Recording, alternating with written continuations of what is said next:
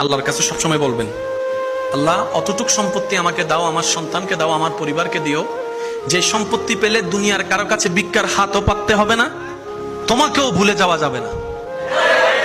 আল্লাহ অতটুক সম্পত্তি আমাকে, আমার বংশধরকে দিও, যে সম্পত্তিটা পেলে তোমার দরবারে শুকরিয়ার নামাজও বাড়াই দিব, মানুষের উপর দয়ার হাতটাও বাড়াই দিব।